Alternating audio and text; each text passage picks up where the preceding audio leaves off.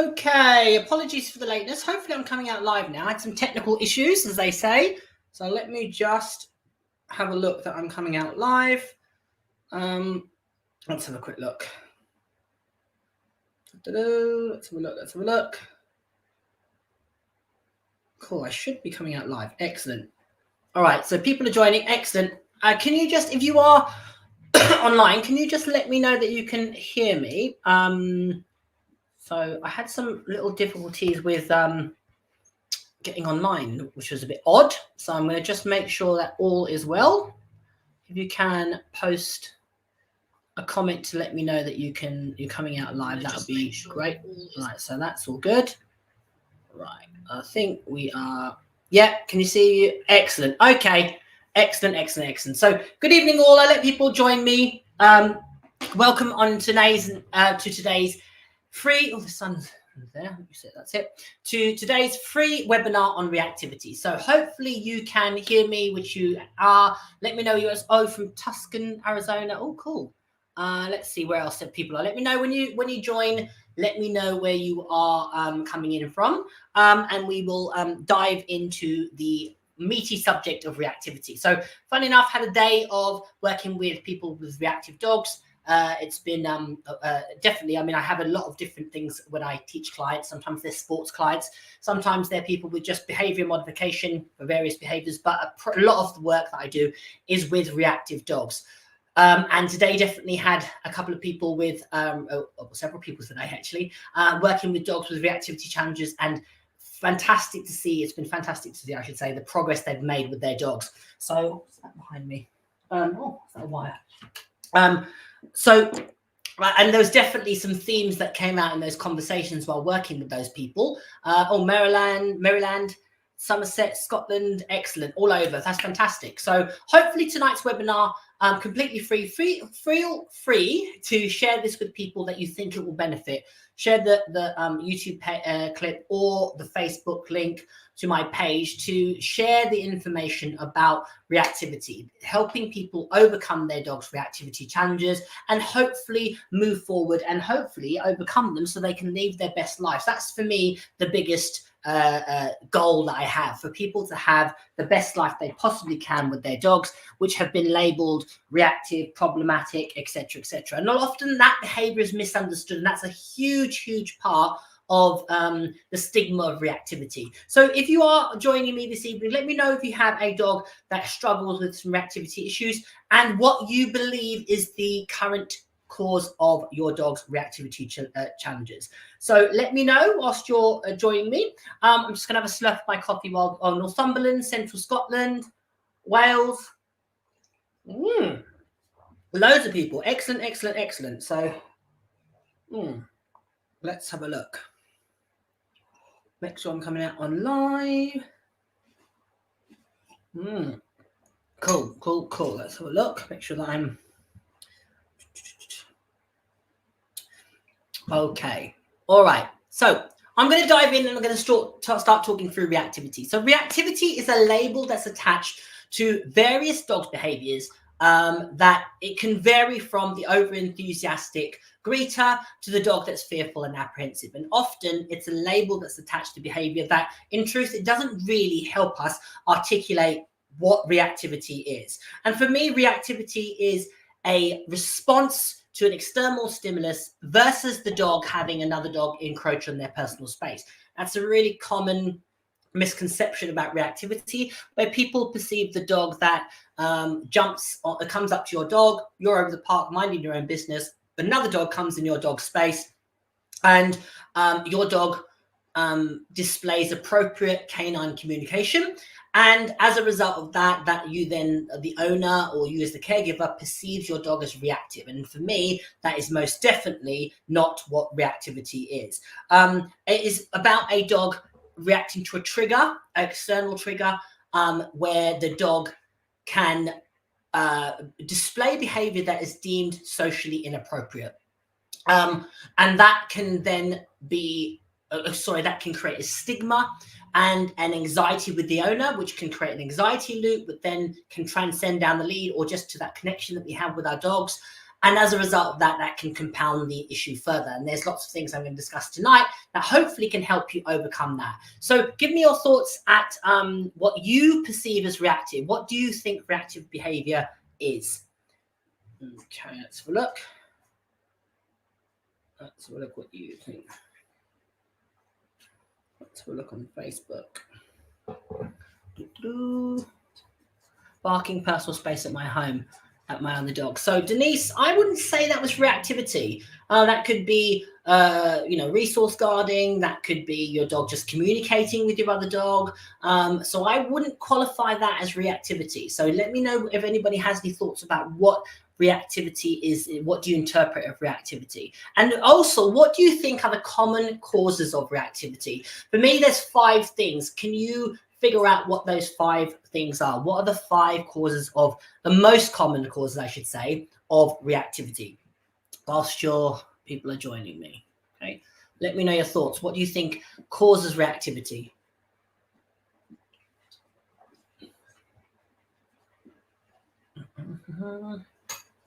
Frustration, yes, definitely. Frustration can definitely create reactivity. Yes, fear, most definitely. Ooh. Fear is a massive, massive, massive one. Lack of confidence, yeah, absolutely. Apprehensive, anxiety or apprehension. In my case, it's aggression towards other dogs. What do you think causes that aggression? Angela, yes, absolutely. Massive, massive, massive one. Often so massively overlooked. Pain. Pain is a huge one. Yeah, Chris, is absolutely pain. So your thoughts are coming in. As soon as he's let out the lead, is that reactivity? Morag, I'm going to come back to that one. I would say that isn't necessarily reactivity, but it can certainly change into reactivity. So I'm going to come back to that one. So whilst you're thinking about it, I'm going to give you my take. And the thing that I say about anything that I do, this is my version of dog training.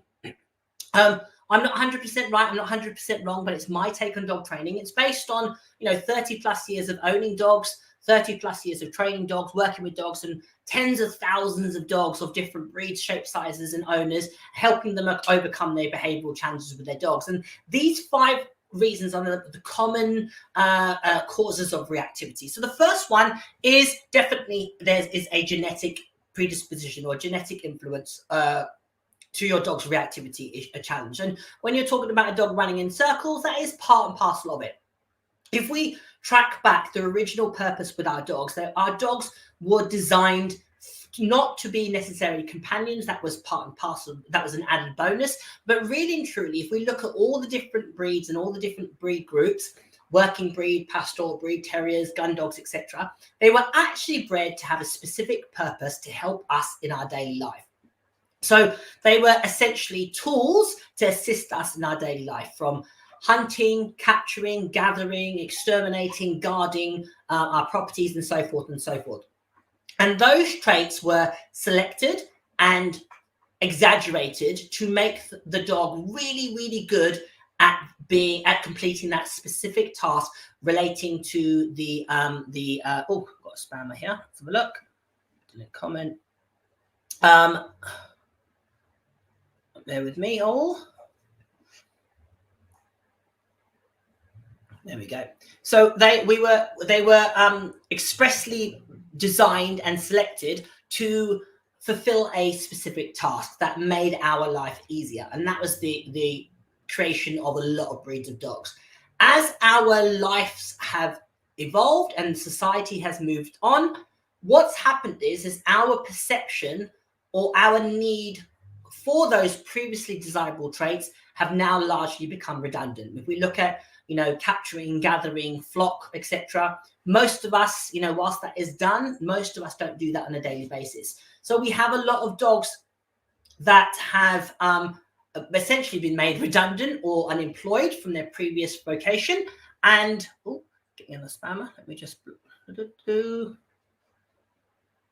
and as a result of that, we see those traits now not being utilized and not being harnessed or necessarily being understood. And those behavioral traits, or those traits, I should say, then manifest themselves in inappropriate behavior. So if we take a breed like a Border Collie, and obviously Morag has mentioned the running around other dogs, that's a classic trait or a behavior displayed by pastoral herding dogs. It's what they do naturally to gather the flock and to drive them, or to gather them towards us, or to drive them away, and so, or to maneuver them. And that trait, when we had a purpose for them, when people had to hunt and gather their own food, that was beneficial. And obviously, with a lot of border collies all over the world, that's still a trait that's desirable if they are working at farms. And there's lots of farms local to me where you see working for, border collies.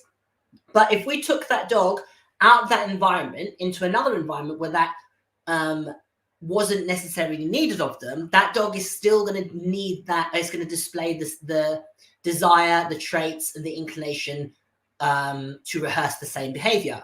Now, in a situation where they can rehearse that behavior and it's in a healthy manner, we're going to have a happy, healthy, contented dog. But if we don't provide a healthy outlet, what can often happen is the behavior is still going to come out, but it might be in a socially unacceptable manner.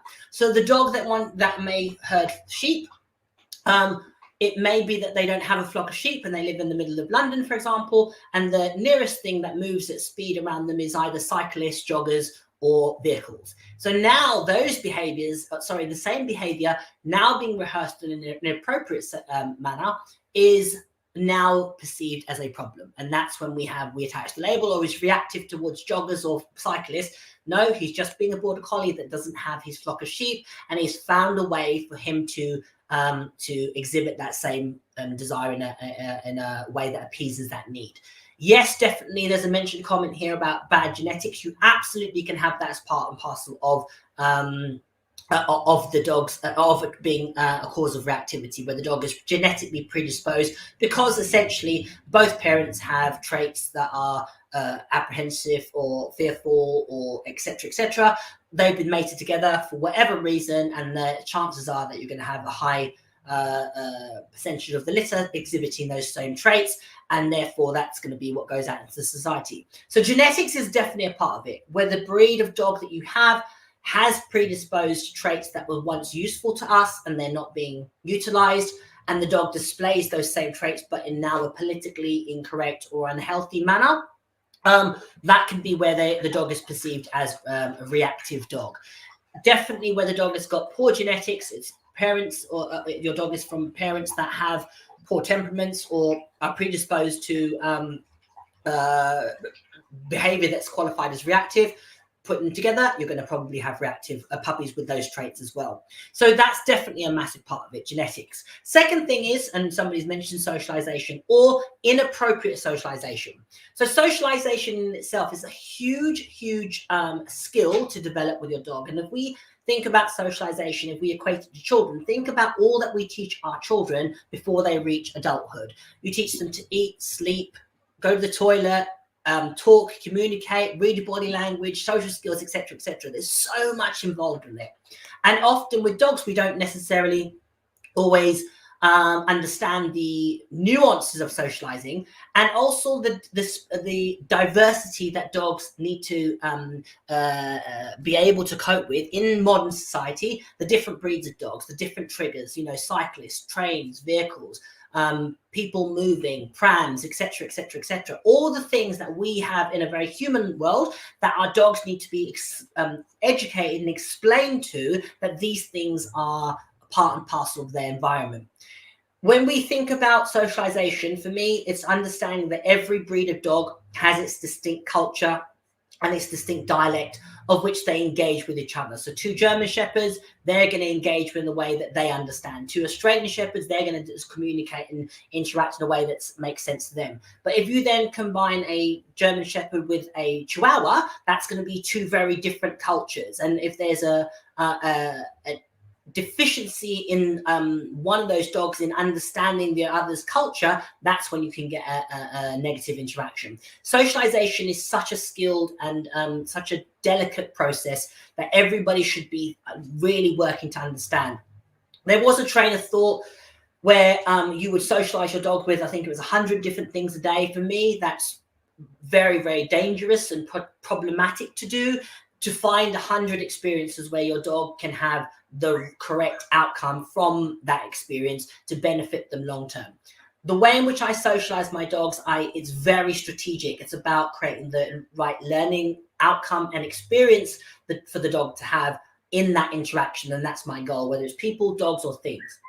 My end goal with any of my dogs, certainly in my clients' dogs and what I work with my clients that have reactive dogs, is to create neutrality. I want the dog to have the response of, so what, and shrug their shoulders, metaphorically speaking. So whether that be with other dogs or people or things or moving items, whatever, it doesn't matter. I want the dog to put that in what we would call the so what bubble. So what, it's a person. So what, it's a dog. So what, it's a bike, and so forth. So, and that really does take understanding on their owner's part to be able to navigate socializing their dog appropriately, and that's the key term to remind yourself of. Third thing, and this is a huge part that I tend to lean on when working with dogs that have reactivity challenges, and that is understanding how well educated is my dog to deal with the fast moving thing, to deal with the dog that approaches them inappropriately, to ignore the trigger of the other dog barking at them. Have I educated my dog to be able to display the correct choice in that moment? And that's where we need to really be asking ourselves the question, does my dog really know what I want it to do in this situation, in this environment, under these circumstances? And for me, the three things that I always emphasize for people to teach their dogs really, really thoroughly, which will help them navigate probably about 90 to 95% of situations unscathed, is a really brilliant sit, a really, really brilliant down, and a fantastic recall. So if you think of it logically, if you put the majority of dogs in society and there was a situation which could escalate or, knock that over, or go a little bit left, shall we say, if we could use our cue of sit, down, or recall, we could probably navigate or mitigate that situation escalating into something that could turn a little bit more contentious or volatile. However, if we ask ourselves the question, how well does my dog understand those three cues? Would I absolutely bet £1,000 on it? I would argue that most people wouldn't have that level of confidence. So we need to be thinking about educating our dogs so that they understand those three cues really, really well, and that we are as confident as we possibly can be that our dog will do those behaviors irrespective of the distraction, irrespective of the environment, and irrespective of the distance. So think about those three cues. How well does your dog understand those three specific cues? Okay. Going forward with education, we need to be thinking about, have I educated my dog? What should they do when they see another dog? What should they do when they have another dog approach them? What should they do when another dog comes into their space, and so forth? Or what should they do when the cyclist goes past them, and so forth and so forth? So we really need to be educating, asking ourselves, how well educated is our dog? All right. Fourth thing is physical. And somebody mentioned this earlier about pain. And there's two distinct areas that we need to consider when we're talking about reactivity and the causes of reactivity when it comes to physical, and that is physical comfort and health, and physical outlet and stimulation. And both those things can be contributing factors to reactivity.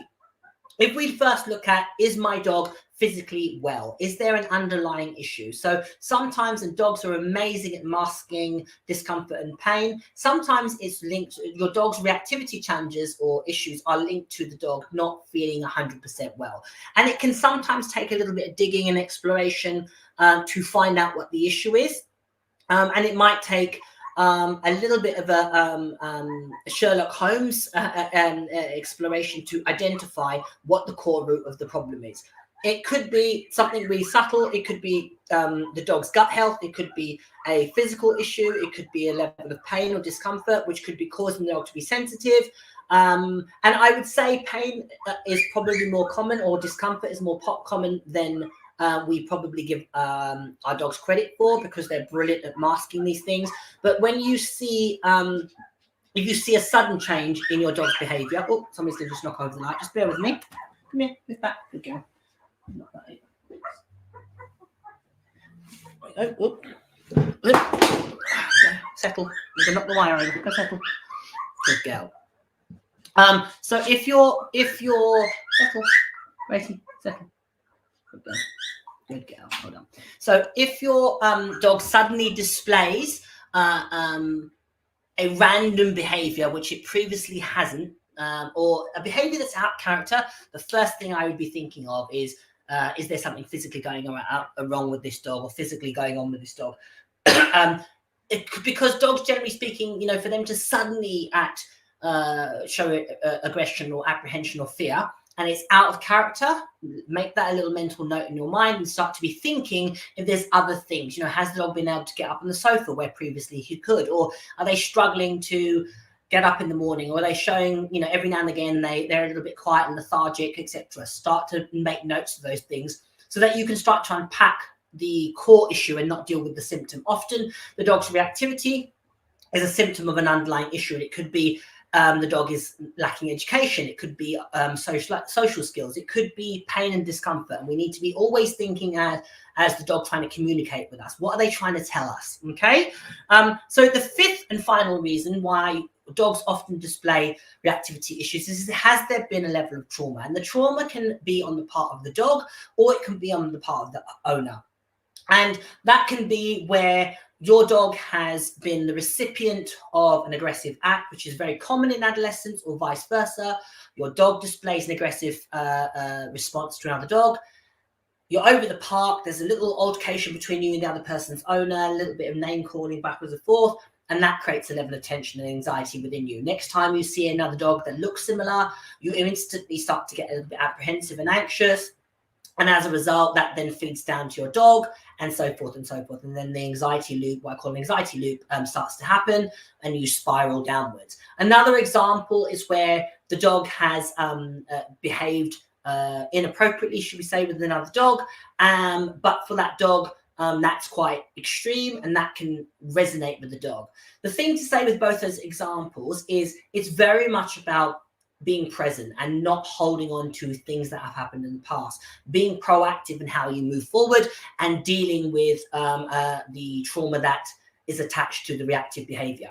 All right. So the 5 main causes of reactivity. I don't know whether anybody's got any questions at this point about anything that I've just said before I move forward with my thoughts on reactivity. So feel free to ask questions. I'm just going to give it a moment there. Excuse me. Let's have a look. Any questions?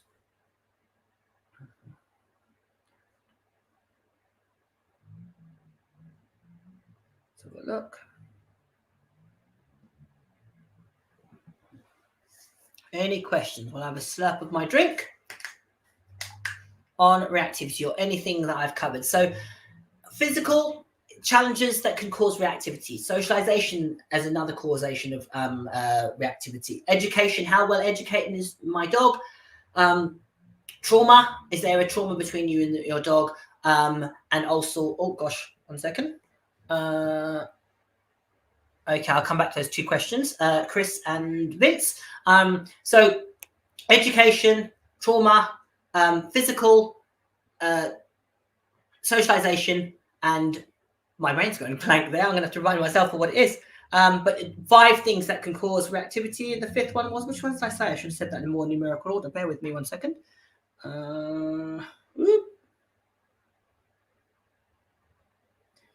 Make sure I look at my notes to make sure I've covered them all. Ooh. Which one did I say? Let's see. What did I say? What did I miss out? So education, socialization, physical cause, trauma, and I've forgotten one else. What have I said? What have I missed out? Terrible. My mind's gone blank. But let's have a look at the questions and I'll come back to you. Pop them to me in a second. Probably 3 a.m. in this morning. Right, let's have a look. So Vincent said, I want to learn how to make my dog neutral and shrug his shoulders. Okay, so that's a really common aspiration for people to have. So first off is we want to make sure that the dog, if the dog is in adolescence, if the dog is in adolescence, genetics, well done, Jane. Yeah, it slipped my mind. So if your dog is in adolescence, creating neutrality is very, very difficult. So the first thing is I would question how old the dog is. And be realistic. In adolescence, dogs will definitely display behavior that is deemed as reactive. It's part and parcel of the course. They are going through physical, emotional, and hormonal changes, and we've got to allow them a bit of slack, no different to teenagers. So the way in which I create neutrality with those types of dogs is by creating distance away from the trigger. And I allow the dog the space and the time to figure out that the scary thing isn't so scary.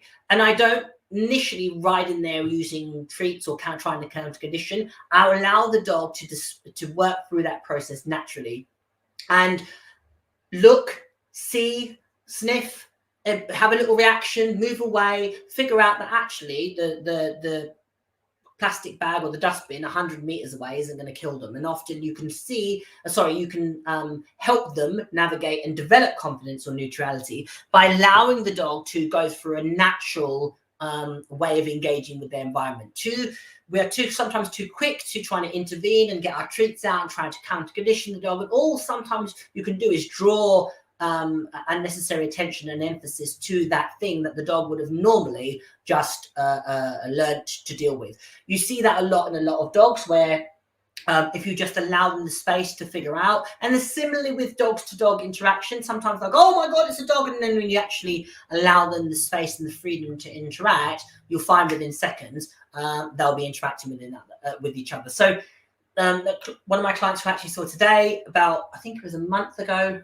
Yeah, must have been. Anyway, no, a couple of weeks ago, we did some dog-to-dog work where I had a dog already in the environment and I brought her dog in, and initially they absolutely spooked. Well, oh my God, strange endangered, strange dog in my blah, blah, blah, blah, all that sort of stuff. And within, I could have put a timer on, and I anticipated that would happen. Within 30 seconds, they were playing around, romping around like idiots in the garden. And that's because that initial outburst, we just did nothing. We carried on talking. We let them do a bit of sniffing. This was in a partitioned with a fence between them. And we let them figure out that there's nothing to be. And then within seconds, they went from, oh, okay, you're just the dog, and let me now open the gate. And within seconds, they were running around playing really, really well. Now, ironically, they get on like a house on fire. But it's really important to allow them the time and space for that naturally to occur. And often we panic. And there's also the social stigma of people's perception of your dog's behavior, which we then amplify in our mind to, oh my God, what are people going to think of me? And oh, I'm going to get slated on social media and so forth and so forth. And then that can obviously make people apprehensive and anxious as well. So learning how to develop your dog's social skills without intervening is a really, really key part of creating a neutral dog. So Claire, what about over-arousal to reactivity? So over-arousal, I would, again, it's a symptom, or sorry, we want to deal with the symptom and not the cause. Other way around. We want to deal with the core issue and not the symptom. The over-arousal and the barking is a symptom of the dog doing and the core factor. Is the dog frustrated? Does it have education? Have we worked on impulse control? What is the dog getting excited over? Has the dog got a history of being allowed to interact with other dogs? And does it now, when you have them on the lead and you're restricted them, is it frustrated because it wants to go and play and be social with the dogs, with other dogs? So have we put that social greeting on cue? Does the dog understand, and does it have education when it's appropriate and inappropriate to mix with other dogs? Have I harnessed the power of that? So I'd want to be dealing with the core issue and not the symptom. The symptom is the barking. So make sure that you are addressing the core issue of that, Claire. Okay. Fee. Can dogs be reactive with different people? More reactive with one owner, but less so to the other? Absolutely, Fee. Absolutely. That's a classic thing. And not to stereotype, but you often see it's male versus female, and it can be, and that's both with humans and dogs. There's no distinct pattern, but you'll find there's a consistent correlation, I would say, and this is anecdotal, but female owners with male dogs, male owners with female dogs for some reason. And you tend to find that if you have a female and male owners, the dog is better with the male or more confident with the male versus the female. And I think that's to do with the anxiety and the vulnerability that they can feel. So if you have a dog lunging at another dog or barking, that can make you feel out of control and vulnerable. And plus, I think that the awareness of social perception or the perception that might have, and also social stigma. I think that women by nature, for various reasons, feel that more than probably men would. And as a result, that can create more anxiety with women than it can with men. You tend to be a little bit, men might carry it differently. They might be, oh, whatever, I don't care what they say about me, how they're looking at me with a disapproval, whatever, who cares? And they would be much more dismissive, whereas a woman might take it more personally, which then moving forward, when she sees another dog and she feels that tension, that can definitely create an issue, and definitely the feeling of vulnerability. So I always urge clients in those situations to use equipment that they feel comfortable with. Take the dog, put the dog on a harness, use a 2-point of contact harness, consider a head collar. I know that can be controversial with some people, but if you've got a dog that's really, really powerful and it makes you feel vulnerable, my advice is to use something like a harness, a 2-point of contact harness, or a head collar to just give you more control and hopefully remove some of that issue. Alternatively, consider teaching the dog to be comfortable with a head collar, a muzzle, so that at least then if something untoward does happen, you've got that added safety entity. I did a podcast with Cara Houston from the Muzzle Movement. Phenomenal product, phenomenal company. But check that out again for if you're thinking about using a muzzle just as a sideline entity. All right. Hope that answered your question, Fee. Chris, can you socialize an older dog to become calm and stimulating in situations? Absolutely. So I think I'm up to, I think it's about 27 dogs. And I've owned dogs from all different sources. Dogs I've bred, dogs I've rehomed, dogs that I've had at varying ages from, 7 weeks till 3 years old, and possibly older. Yeah, thinking about it, older. So I've had dogs from all different spectrum, or all different sources, I should say. And I treat them all the same way. When I bring that dog into my home, I effectively, mentally, I start afresh. One of the things that I do is as a cathartic process for myself, is I always give my dogs that I have a bath, so that effectively it's washing any history away. It's just, there is no connection to the dog's behavior, but it's a thing that I like to do to give me a blank canvas to start off with. And then I just start the process of socializing them. If you have a dog with a history, you have to be mindful of the history of reinforcement for the alternative behavior or the inappropriate behavior and so forth. So you might have to set a more realistic timeline to undo that behavior, but it's absolutely possible. Always think about distance, always think about what reinforcement you are using, always think about the environment that you're taking them in, and just be realistic about the timeline, which I'm going to talk about a little bit more shortly. Okay, yes, Jane's comment. Just so let's have a look. I have tuners. Okay, let's have a look. Okay. I've been battling with reactivity. Sorry, Beryl is 3, and now 80% of the time I can disengage her. Is this now the way it will be? That is amazing. That's the fact that 80% of the time is phenomenal. Well done to you, Patricia. No, I would say you can still push for that little bit more. I'd try and strive for, just say, so 85 or 90% of the time. I would want to try and push for that. So she's at 3 years old, so she's definitely coming through the worst of adolescence. So you're probably going to see some shifts in her behavior for the better. Certainly with the breed of dog that she is, the Schnauzer, you'll probably find that you're going to now move to the better part of their development, where they're worse. I'd say adolescence is definitely the worst. But definitely I would say you're going to start to see improvements and pushing hopefully that percentage from 80 to possibly 90%. What I'd say to everybody is, be realistic about any dog. There is no such thing as the 100% perfect dog.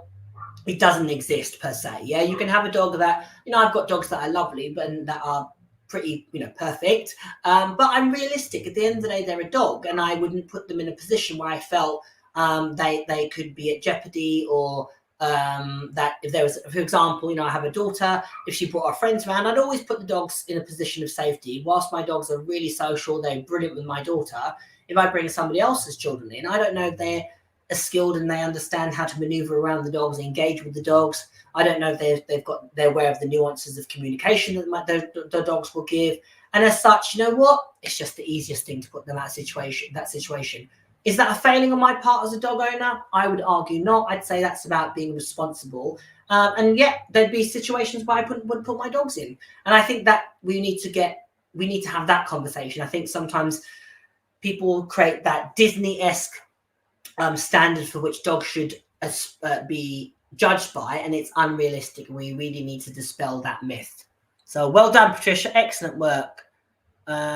So Katie, why would a dog only be reactive when stationary but not when walking? So there could be several reasons. Definitely a physical entity. If the dog feels a level of discomfort when it's stationary, and especially if it's got pain in the back end, if you're making it sit, that could be a problem. The dogs I've had that have come for me for help, if they have an issue with their back end, then we don't do the sit behavior. We'll teach a good stand, or we'll teach an alternative response, middle.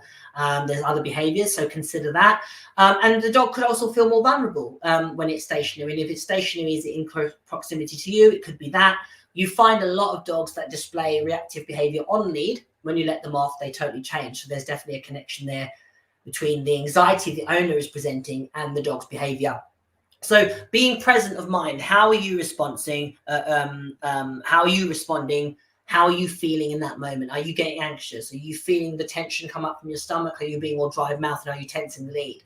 And it's really important in those situations just to take that little moment to just relax and deep breath and exhale, and start to just bring yourself back to your base level where you can function. It's that fight or flight response that's kicking in when you're in that panic mode, and it's really important that you recognize that, understand where it's coming from, and learn to deal with that. All right, that's a skill in itself. Yeah, Fiona, I agree. Muzzle movement, they're fantastic company.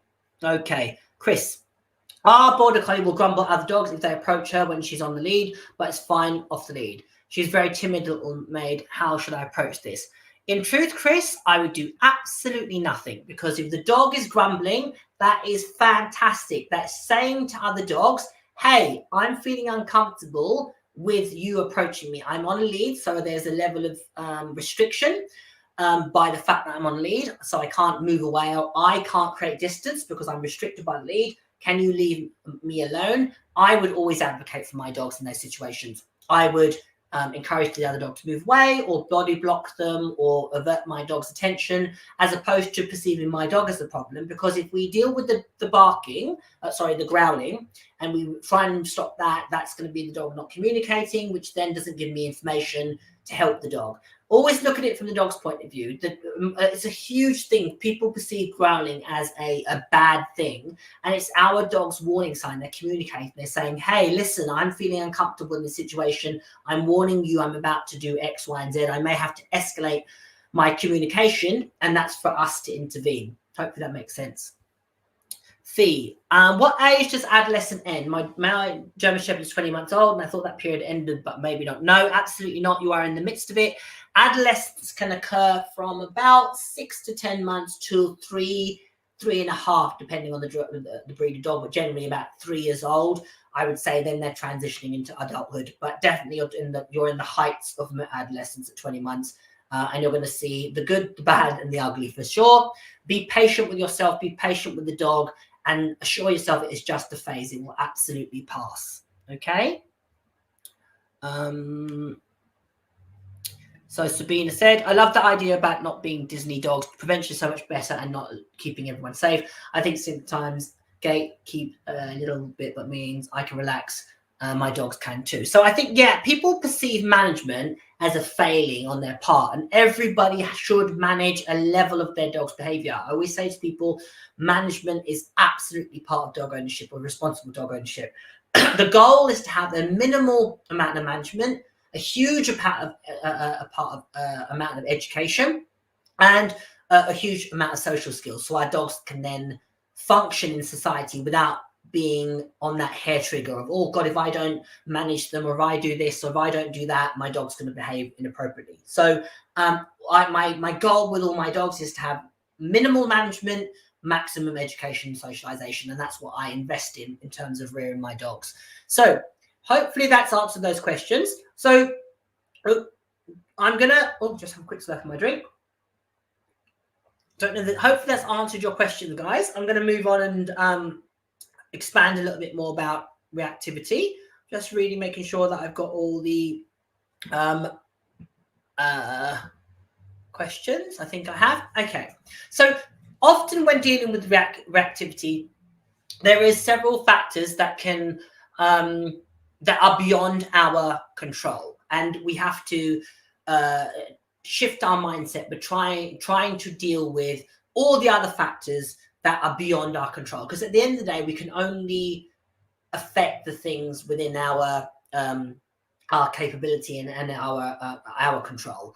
So trying to deal with the other person and the dog isn't in a general public situation isn't practical. So we're trying to aim to deal with that person's behavior or that person's reaction or that person's response means that we are making ourselves vulnerable to their choices, and we need to first take that power back and making sure that we're working on our dog's behavior. We're focused on our dog's responses when we're, if need be, we're using various safety protocols to ensure that our dog doesn't behave in a way that's inappropriate, or if they do, we've put safety mechanisms in place. So use a muzzle, as I discussed earlier, use a harness, use a long line, think about the environments that you work in so that way it puts the power and the responsibility back in your court. Often when we look at behavior modification programs, we're looking at the other external factors as being unnecessarily emphasized, and often we can't control those things. We can't control Mrs. Smith letting her dog off when we're trying to work on our dog's focus and engagement. We can't affect the fact that that particular person wants to work on this side of the street when we're trying to work away from them and create distance. So we can only control what we can control. So in those environments, always try and anticipate what the challenges may be and making sure that you take the power back by thinking ahead, planning, think, plan, do. So if I'm going to go and do some road walking with my dogs and I feel there's a particular point where there's a blind spot or there is a potential trigger, I'm going to see what I can do to avoid that situation escalating. Go to the other side of the street, use some techniques to either put the dog in the middle, change the side the dog's on, distract it with food, distract it with a toy, navigate it past that situation, put my dog in a controlled position, and so forth and so forth. That way, you can take the power back and help your dog gain confidence as opposed to putting yourself in a level of vulnerability. So unrealistic setting, what I would say is unrealistic expectations is often one of the reasons why reactivity protocols or behavior modification plans can be perceived to have failed. So if we think to ourselves about that Disney model, where the dog is everybody's friend, if a dog has a go at them, they turn the other cheek. They automatically know a recall, and they'll come back whenever we call them without any investment or training. We can trust them with children. We can trust them with bikes. We can trust them. We can take them into the pub. They can sit quietly under the table, but then they can go home and guard our property. But yet they understand that when our neighbor comes in spontaneously, they're a friend. But if there's a burglar, the dog has to distinguish their foe and so forth. And when you look at it from that point of view, you think there is not a being with 2 or 4 legs that could meet that heady standard. And as a result of that, our dogs fail because we've expected them to reach a certain standard that isn't realistic for either the dog or the education or for who the dog is in terms of its personality. Setting realistic expectations is a huge part of achieving goals when it comes to reactivity. I was discussing with a client this afternoon about exactly that, and they had expectations of the dog that I suggested was probably unrealistic for who the dog was and for the necessary goal they were striving for. The conundrum with this particular dog was he lacked confidence with children.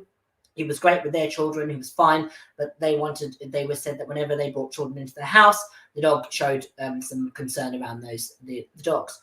And I offered to them that that is something that you absolutely could train against. You could have children around the dog and use them as a distraction, and etc., etc. However, does the ends justify the means? And the point I made to them was, you're then having to put the child who is, whether you use distance, etc., in a position of vulnerability, where there's a level of jeopardy there. Even with the best training plan in place, there is a level of jeopardy. So you have to have willing volunteers with parents that are comfortable with that happening. Further to that, even when you've implemented that behavior modification strategy, you've got to bank on the fact that although this dog has consistently shown they're uncomfortable with strange children in their house, with behavior modification, we're then hoping, and it is always a little hope, that they're not going to drop the ball on that one occasion when that random child comes into the house, behaves in a way that the dog doesn't feel comfortable with, and then retaliates.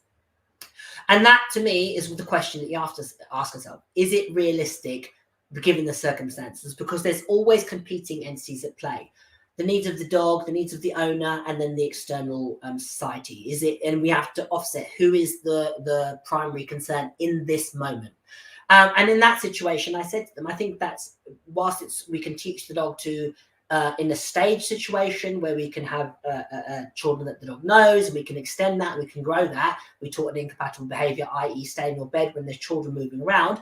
Getting the dog to the point of where they're comfortable and happy with children, all children, is probably not realistic, because it means then having a high turnover of children that we're willing to put at a level or in a level of jeopardy. And even if we did that, are we willing to put our money on this dog never ever dropping the ball, and are we willing to take that risk? And I said I personally wouldn't. And that isn't a failure. That's about being realistic. It's being fair to the dog, it's being fair to the society, it's being fair to the children, and it's being fair to them as owners. Because what then is happening is you're trying to aspire to achieve something that's probably unrealistic, and then in your mind you think that you're failing, and actually you hadn't. Because when we discussed the dog's behavior at length, actually there was so much progress being made with that dog and so many great things, but because we were setting an unrealistic goal, it felt like they weren't moving forward. So we've got to be realistic about our expectations. Another common reason why people fail when they're working with reactive dogs. A huge part of another issue that people can have is that lack of education, overestimating what it is that we ask of our dogs, and the endless list of contradictions that we pose to them. So I want you to be friendly, but not too friendly. I want you to be to guard me and protect me from all things, but not to bite dogs that come up to your personal space. I want you to come back when called every time, but I also want you to. But I'm not going to necessarily invest in that and go through a stringent training plan to necessarily achieve that. I want you to be able to sit in a pub and be social 1 minute, and so forth and so forth. And setting those, having those expectations on our dog is really being disconnected to what dogs are. And coming back to my point about genetics, in modern society, most of us lead busy lives, and to be truthful, none of us can meet the needs of our dogs as per what they were genetically predisposed to. So as a substitute in modern society, we have to compromise and do as best we can. For example, giving our dogs lots of great exercise, ideally off lead, and where they can run and jump and frolic and go up go up hills and go swimming and all that fun stuff. We satisfy them physically. We then satisfy them in terms of their mental stimulation. So we do lots of great training and trick training and enrichment and so forth and so forth. And then we provide emotional stability, where the dog has a safe space. We advocate for them. We are protecting them. We're not put in a situation which makes them vulnerable, that we create that real trust between us and the dog. And then we provide them with education about all the different experiences and environments that we're going to put them in, and we explain to them what we want them to do in these environments. Often when we break it down to that level, we realize actually there's gaps in what I've done. I haven't necessarily catered for this dog's physical needs. I haven't necessarily advocated for this dog. I haven't necessarily provided sufficient mental stimulation. So the emphasis is always on our shoulders to try and make sure that we're looking at our dog's life and their needs holistically. Have I provided mental stimulation? Have I provided emotional stability? Have I provided education? Have I provided enrichment? And have I had some fun with them? Have I just gone out and had some joy and just done things that are just purely fun and about bonding with our dog? And, you know, if we look at the majority of people's lives, our dogs are expected to effectively be seen and not heard for the vast majority of our day. And then we want to, you know, take them out for a walk around the same park for 15 minutes twice a day. And then we expect them to be happy, content, and etc., etc. If we look back to the pandemic, when a lot of us were in isolation and couldn't meet our peers and couldn't go out, over time, that definitely took a toll on a lot of our mental health. And we only experienced that for a brief period of time in comparison to what so many dogs across the world have to experience, where they effectively are in the same environment for anything between 20 to 23 hours a day, when they go out and about to the local park and they come back and they have their same meal in the same location from the same bowl at the same time. That in itself can create a level of monotony, and that's where we can see a lot of inappropriate behavior as a result of that frustration, not having all their needs met. So has anybody got any questions at this point? I think there's a couple that I picked up before I move forward and talk through another couple of reasons why reactivity processes, protocols, and behavior modification plans often fail.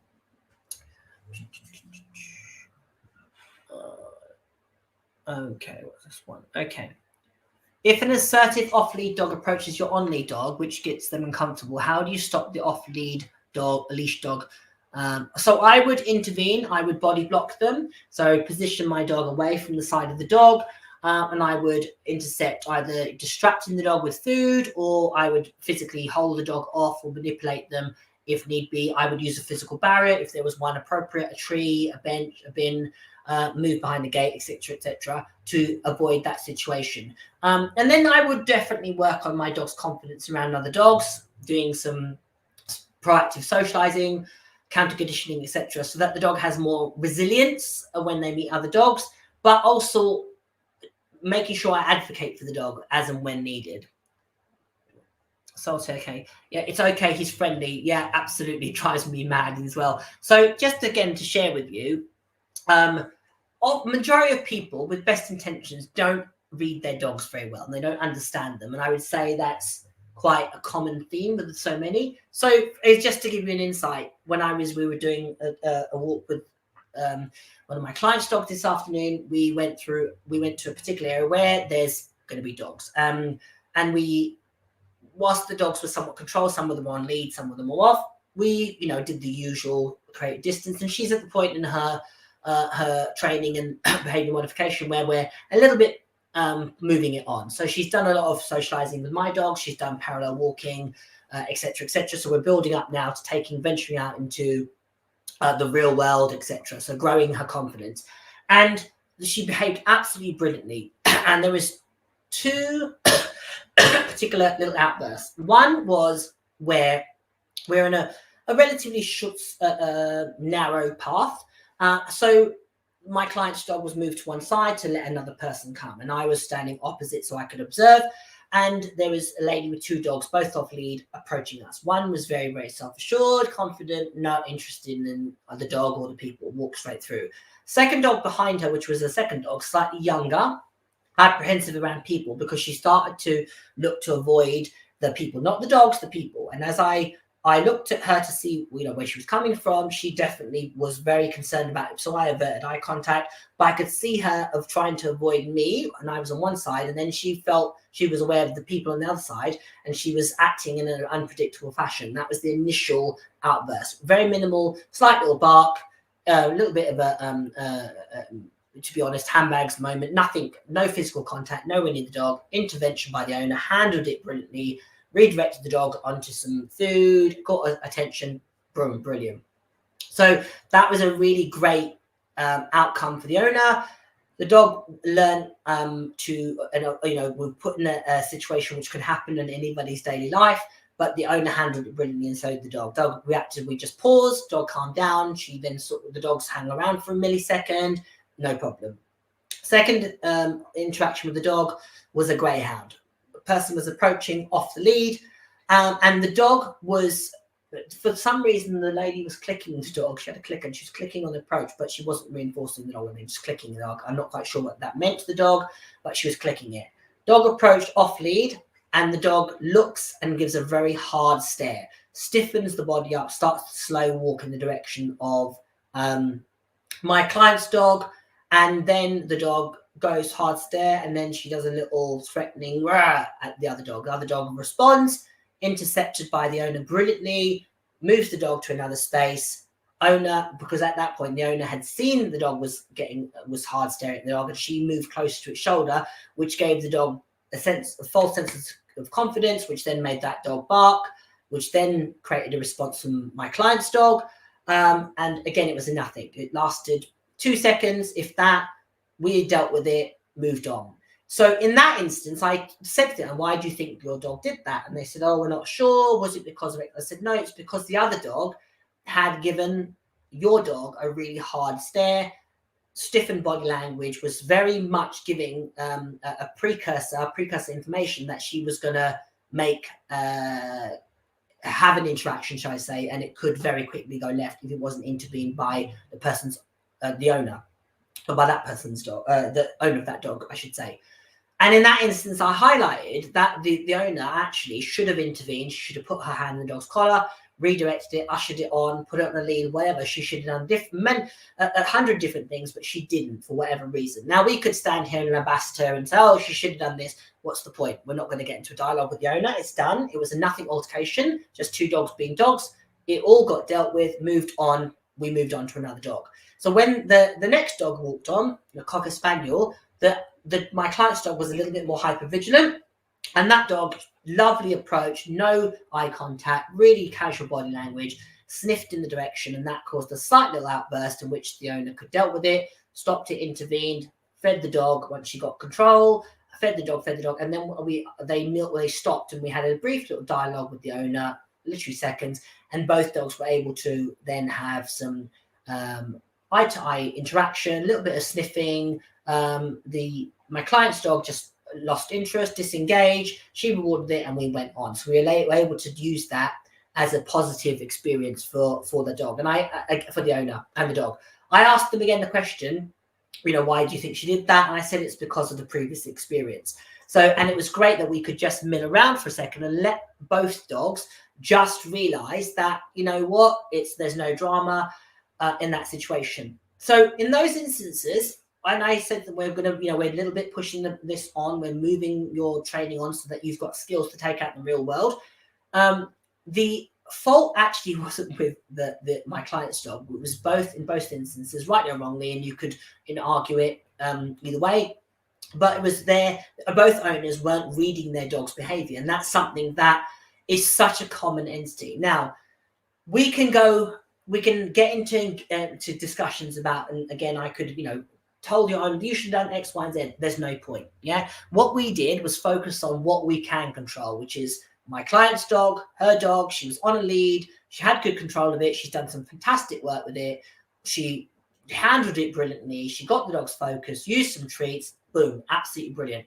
We then finished, we went on to another part of the walk when actually there was another trainer working with another dog, and she was absolutely brilliant and handled it beautifully. So it's all about being in control of the things that we can affect. I can't affect what those people can do. If your dog does have a little negative response or a response that you don't want, again, your role is to stay calm, stay focused, to handle the situation, give the dog clear information, reinforce the dog for good behavior, create distance if appropriate, and not hold on to it. That was the key thing, not to hold on to it, and to learn from those experiences and to hopefully move it forward. We can't control other people's dogs, but what we can control is our reaction to. So hopefully that gives you some food for thought. Debbie says, I need my dog to be able to walk past dogs in crates and on leash. How would you sit down, recall, help that? So those things, if you want your dog to walk past crated dogs, walk past dogs in crates on a leash. So having a sit, having a down, to get those 2 things or 3 things reliably, and certainly a recall, is all about focus. It's all about your dog not being interested in the distraction, whether that be a dog, a squirrel, a person, etc. So a recall, as Susan Garrett says, is a reflection of your relationship with your dog. So in that situation, I can ask my dog to sit, I can walk to cup of foot, I can recall it to my side, I can feed it some treats and get it past the dogs and crates. So understanding where my dog is focused and making sure that the focus is on the correct thing can be an absolute game changer. Focusing on a sit, and as I said, it's 90 to 95% of situations. And in that instance, I would train another behavior, for example, a middle or a walk to side, walk in reinforcement zone or heel position, whatever you want to call it, to navigate through those situations. Yeah, so there's always another option. You can add another behavior to expand your dog's knowledge and navigate those situations where a sit and a down and a recall aren't necessarily going to help you. But those 3 things, I would say, would deal with probably 90% of situations. All right. So another massive course of why reactivity protocols and training plans don't work is lack of consistency. And with any training, and this is certainly for those of us that use reinforcement-based dog training, the power of the methodology is consistency. I don't say my dog's cues twice. I don't call them twice. I don't use their name twice. I only ever say it once. And then I am hopefully creating that pattern and that consistent understanding of, if I call you, I don't expect a response.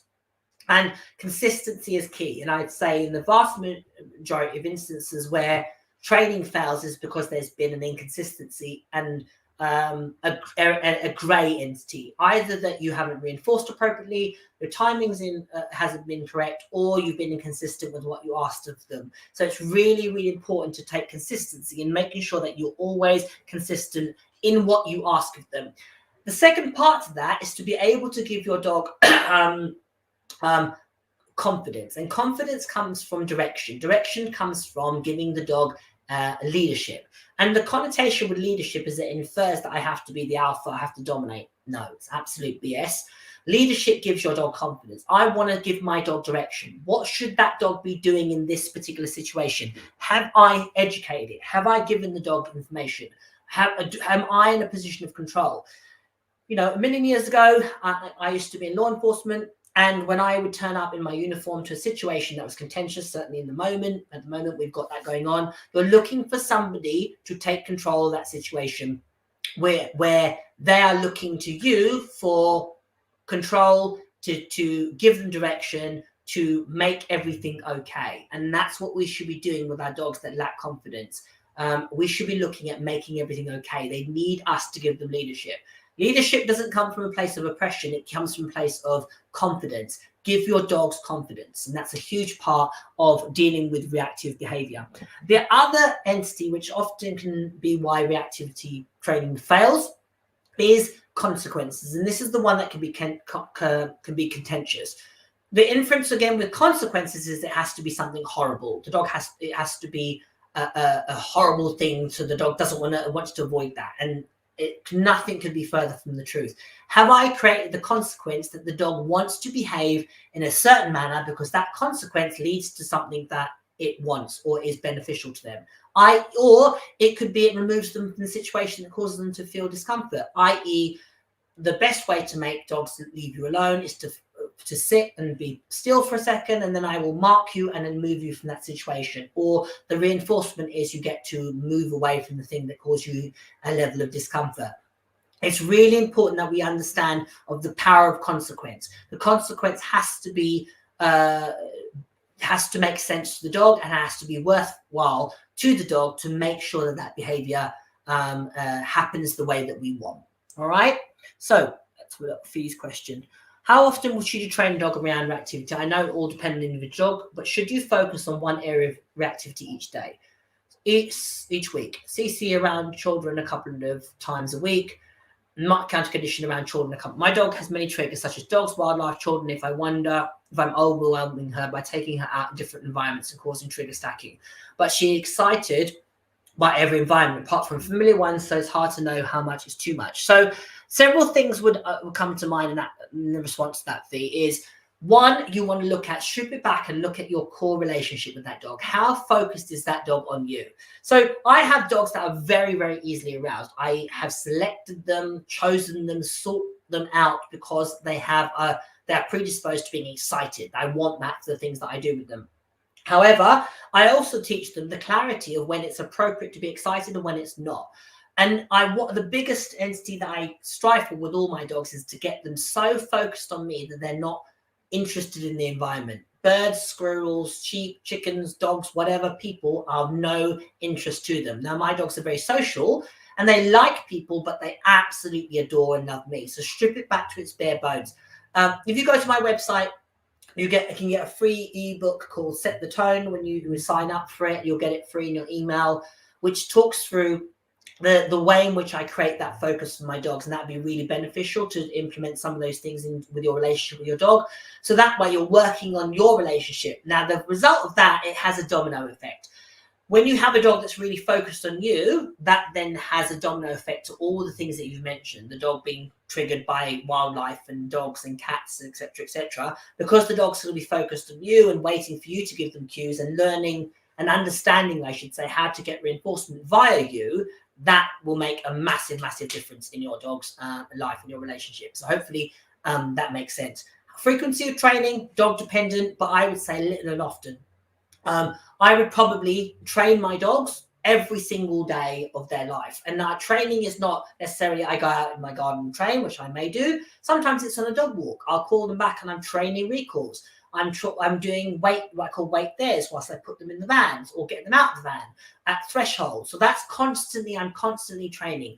Training is always happening. Engagement, reinforcement is always happening. The goal is to make those things consistent and conducive to the relationship that you want. So rather than looking at it as going out and doing a specific training session, and that's where often people fall short because they're so focused on that training session, they don't look at all the other stuff that happens away from the training that actually impacts that dog's learning. Okay, hopefully that makes sense. So Debbie, yeah, the trial situation, definitely I would work on. If your dog is concerned about getting through dogs with crates, that's a confidence issue. I would work on having the dog either do a middle, whether it's through your legs, or focus exercises, or do some work on manage them through crates.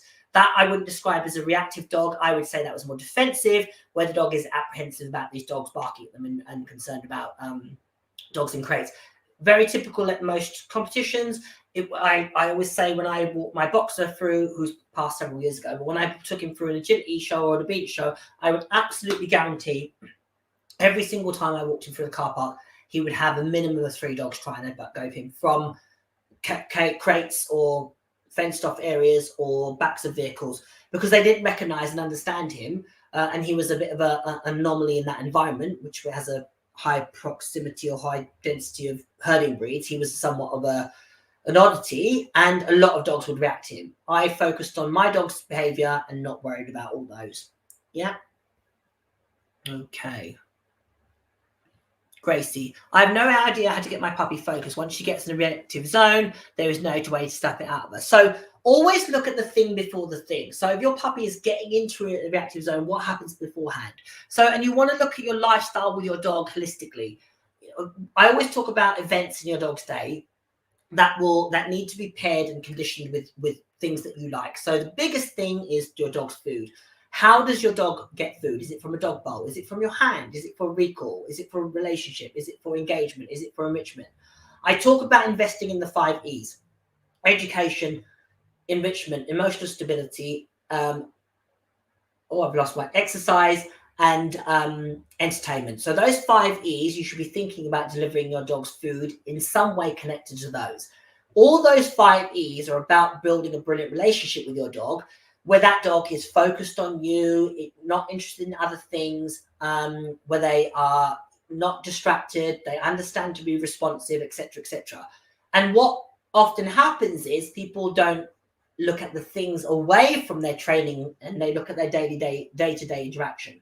What happens when your dog goes out in the garden? What happens at the back door? What happens at the front door?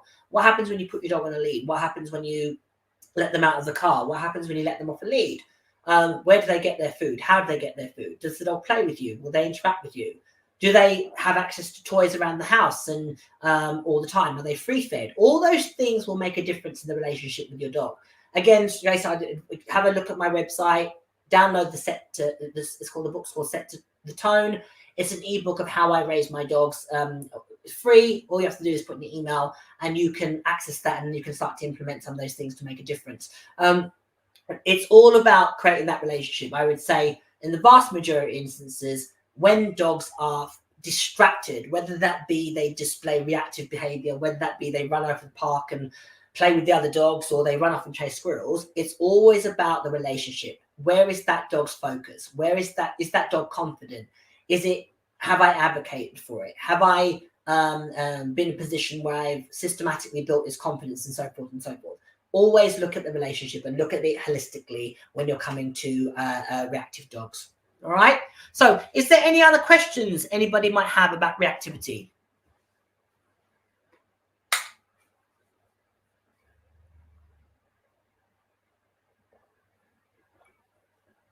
Slap on my drink. Let's have a look.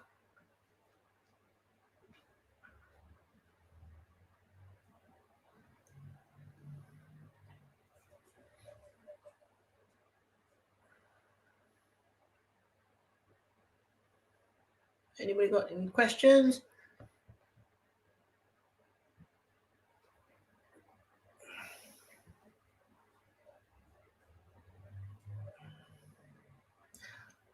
Yeah, Debbie, absolutely good one. So I have to, how to transition to outside spaces, fantastic focus inside. So first start off in environments that you can control. Start off in your garden or your front yard, if you have one, or your front garden, if you have one, depending on where you are. Go to environments that are less doggy. So for example, car parks, in supermarkets, hospital car parks, train stations, start there, depending on what your dog's challenges are. And start off using a long line if need be, or keep the dog on lead, or go to an enclosed environment, tennis courts, basketball courts, etc. Freedom fields where you can work on your dog's understanding. Use high value treats. Make sure you really jack up the reinforcement so that your dog is more likely to focus on you. Use play. Play is a fantastic medium for training dogs, and one that's not used enough. So use play. And start off with simple behaviors. Separately to that, at home, make it more difficult. Yeah, so add challenges at home, create distractions at home, leave food on the floor, create a distraction, have somebody in your house create a distraction so that you can work against those in an environment that you can control. Therefore, when you go outside, it makes it easier for the dog. All right, hopefully that's given you some food for thought. Chris, what do you do when off-lead dog actually starts attacking yours? In that instance, Chris, all bets are off. I would do whatever I had to do in that moment to stop that situation happening. I've had that happen to my dogs on numerous occasions, and all my, logic of dog training goes out the window. It stopped the issue happening. What you specifically do, I can't definitively say because it would depend on the situation. I've had instances where I've been delivering a lesson to actually Cat France, one of my Relabelling Reactivity team members. If you're part of that community and you're interested in joining that community, I'll share a link in the comments. She had done a lesson when I worked in East London, when I lived in East London. As we're walking back to her vehicle, around the corner comes a large pit bull. This was East London. Off lead, had a harness on, and literally runs around the corner and drives into her dog. Luckily, I was able to catch the dog mid-air, hold it until two people that were somewhat inebriated came running around the corner, arguing about how they shouldn't have let the dog off the lead. I gave the dog back to them, and the situation was averted. In that instant, I didn't think about it. I just grabbed the dog. I wasn't thinking about necessarily the good, the bad. Was I going to get bitten? I just stopped the dog because I could see it instantly. It didn't make contact. It hit her, but it didn't actually bite her. It pushed her over. I grabbed her, pulled it off, and Kat was able to grab her dog. And the situation was very quickly dealt with. In that instance, what would I do in hindsight? I don't know. I'd probably do the same thing, but it would be very much acting to stop the situation escalating. There is no definitive. If you have the luxury of time, if you have a barrier, etc., then you can think about using those to your advantage. But in the situation where there's something untoward happening, ideally just stop it. Do whatever you need to do. Okay. Fiona Steele, how to work with high prey drive. So prey drive is really, really common in so many dogs. because they're prey animals, or they're predators, I should say, so they're going to react to prey. It's about harnessing it, using it to your ends. Play is a great medium to train dogs, and it's one that's often not utilized enough. I love play as a reinforcer, so I use it constantly with my dogs, and the goal is to pair that with me. Don't fight it, use it. So if you're interested in understanding a little bit more, it's covered extensively. Play and play techniques and how to play with your dogs is covered extensively on Relabelling Reactivity. Again, I'll share a link if you're interested in joining. But it's covered massively. Don't fight it, use it. You might have to teach some control around it, i.e. let go of the toy, bring the toy back, and so forth and so forth. But it's really, really, really important to harness that to your gains, all right? Okay. Some Fiona, Spaniel with a high drive can get in focus in private high field, but as soon as the hedge is near, I'm not in focus. When those instances, when you have something that the dog wants in the environment, don't fight it, use it, put it on cue. So what I encourage people to do with that type of dog is put hunting on cue. Obviously have safety protocols, etc. Teach the dog to search for a toy in the hedge. Then you can harness that and you can give the dog permission. So all my dogs love to swim. Well, not all of my dogs. A lot of my dogs love to swim. And my dog passed fire. She was obsessed with water. But what I did with her, because I sometimes, certainly at certain times of the year, I don't want to go in the water. Where I lived again in London, there was places where I'd walk that had massive amounts of water, ironically. And sometimes it'd have algae in it. So I didn't want my dog going in either in those instances or when it was freezing cold and iced over. So I had swimming on a verbal cue. So what she would do is she would go to the edge of the water and wait, because she understood that she wasn't allowed to go in the water until I gave her permission. Okay, go for a swim. And I would then let her swim. But she would then dance. Sometimes she would dip her toes in, sort of pushing criteria. But wherever she saw water going forward, she wouldn't get in water until I gave her permission, because of that principle. I had used it as a reinforcer and not fought it. Put it on cue. All right. So, am I doing person group workshops in the UK? Yes, I am. So I'm actually doing a Relabelling Reactivity camp in October. It is actually full for handlers, but spectators, if you're interested, I'll share details and you can come along. And it's 3 days in Bristol, at Eye to Eye in Bristol. Great venue, very dog friendly. It's all reactive dogs, and dealing with reactivity is the challenge. So you definitely check that out. If you're interested in reactivity and moving forward from reactivity, join Relabelling Reactivity. Myself and my team of instructors are all about raising people up. The community is incredible, and they are super supportive, and the instructors are incredible. We've got myself, Kat Farrant's of Movement to Movement Life, who helps with people and their confidence issues. Angela Watson, again, she works in one of her favorite phrases is don't sugarload yourself, what you should have done, building your confidence, because that's a huge entity related to reactivity. Lou Holmes, nosework expert, vast experience in nosework, and nosework is a fantastic outlet for all dogs, and specifically for dogs with reactivity challenges. And she's got massive input on the course. Tracking, nosework, scent work, all that's covered as part of the reactivity course. If you're interested, I'll share some details about joining up. Get the free ebook off my website, Set the Tone, which you can just go to the website and download for free. When you get an email, you'll put your email in, you'll get that ebook. What was the other thing I was going to say? Oh yes, and I'll share the details of the Relabelling Reactivity camp if you're interested. Just sign up for the UK Sniffer course, hoping that will help. Being a reactive owner can make your world shrink. Yeah, absolutely. I think so many people feel like that. Obviously you've signed up for the course, but check out Relabelling Reactivity. I cannot sing its praise enough. The people within it are incredible. A sense of community and support is the really magic piece of the puzzle. So yeah. Hi Gracie, do you ever come to US, Dallas? I am actually due to go to the States next year, not to Dallas. Happy to come, just need an invite. So if you're interested in, happy to have people invite me, and if my schedule allows, I'm definitely happy to come. So maybe, get a group of people. I've got friends in that neck of the woods, so it'd be great to link up with them as well. But yeah, reach out to me if you're interested on reaching out to me. Just send me a message and I can check my schedule, but I'm more than happy to come. But yeah, what do you say? Oh, hang on. Yes. And Yes, I am planning another Relabelling Reactivity camp. I haven't sussed out the details. I've got to just figure out my schedule. It'll probably be next year now, so check that on my website. But yeah, if you want to spectate, I'll share you information. Yeah. So let's have a look. Where can I find your full emails? I can't find the website. So Samantha, so the Set the Tone ebook is free when you go to my website. You just wait for a pop-up and you put your email address and that should be free. The ebooks, the 4 E's ebook, I'm not sure which one you're talking about, but the Set the Tone ebook will come on the website. You can go to my website and get the Relabelling Reactivity ebook that's available. You can buy that off the website, if you're interested. Again, I'll share some information on the link on the conversation. I'll put it on Facebook and I'll share that information. But yeah, if you're interested, by all means, check it out. Yay, Patricia's a member. Yeah, brilliant course. Hence, I was 86% success. Looking forward to camp. Yeah, looking forward to having you there, Patricia. It sounds like you've done an incredible job and got from to raise it to the bar to 80%. So that's amazing, amazing.